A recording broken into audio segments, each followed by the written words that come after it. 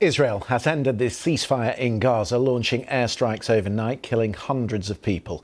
In the last hour, Prime Minister Benjamin Netanyahu defended Israel's actions, saying this is just the beginning.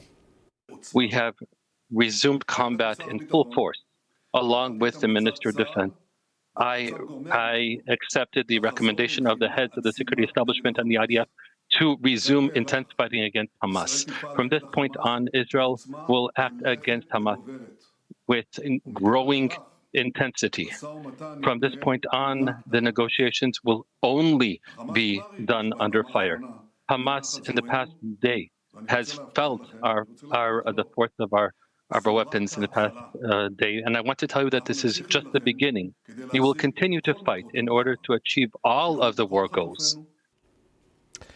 The strikes took place in major cities across the Strip and have continued through the day. Israel's Prime Minister has accused Hamas of rejecting proposals to extend the ceasefire, which has been in place since January.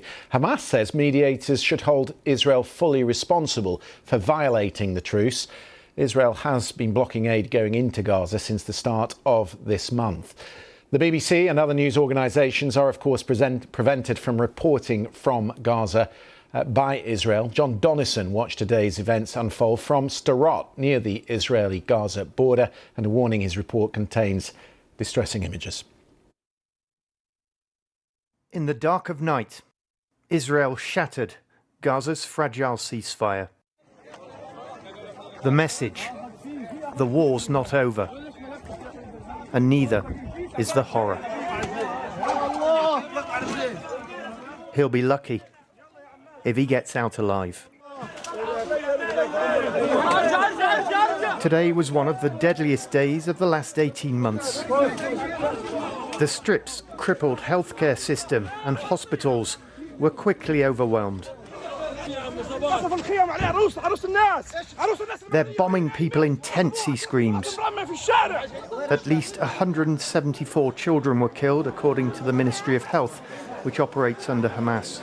One little boy had two injuries to his heart, a cracked right liver, an injury to his small bowel, his stomach, and his colon, and an injury to his left lung. I'm sure he will die. And with the number killed today over 400 and climbing, many are already saying their last goodbyes.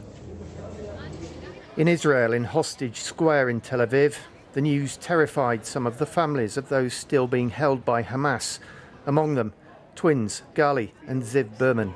Israel government is not perfect, and clearly is not doing enough because my brothers are not home. But if Hamas wanted, the hostages will be back. They are in their hands. They are right now in Gaza, not in Tel Aviv. We will show no mercy on our enemies. Let me be very clear. Israel will not stop until all of our hostages are back home. With Gaza already in ruins, it's the most vulnerable who are suffering the most. But after a year and a half of war, the Israeli government is sticking to its belief that Hamas only responds to force.